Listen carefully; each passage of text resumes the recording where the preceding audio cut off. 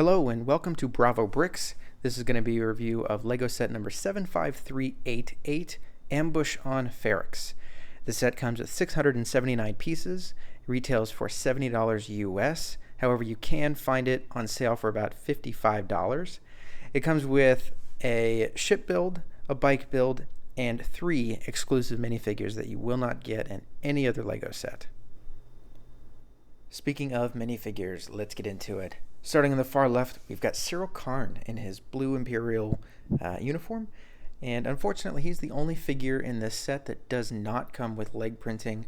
It really doesn't add a whole lot in this case if he would have had leg printing.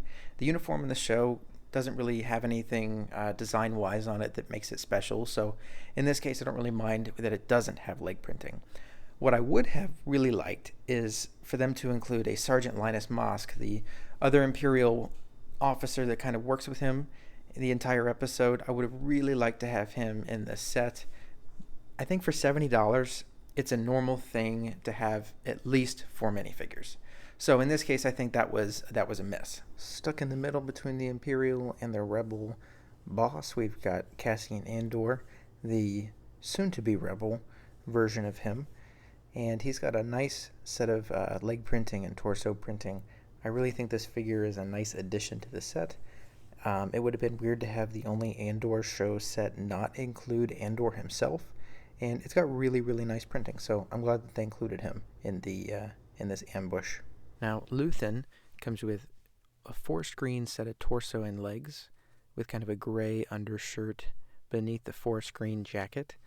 And it's got complex printing, yet it's also very clean.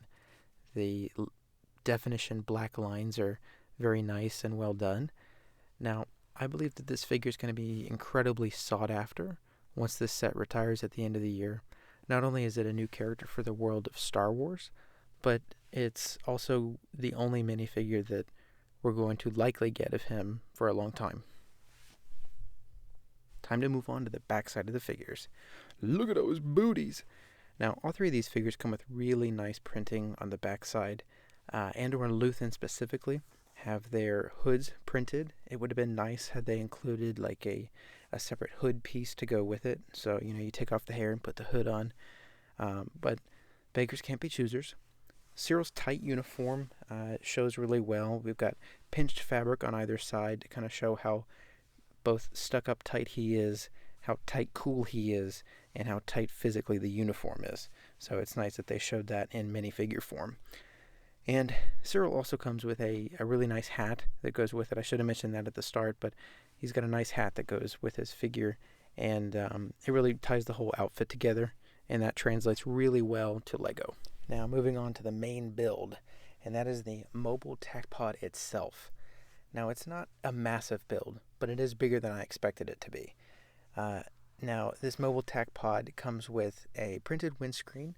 It also has a double stud shooter on top that can rotate 360 degrees.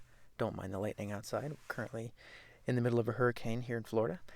Now, the tack pod itself has several doors that can open. You can open up the windscreen to access the interior, and the wings flip up for the landing gear, or the landing mode. There's no gear at the bottom that comes out for landing, but you do get this double stud shooter here.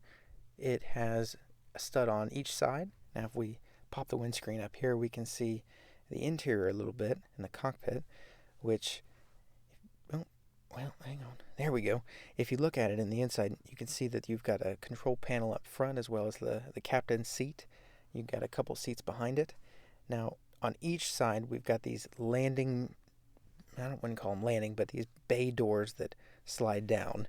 And that gives you interior access to shove minifigures in there.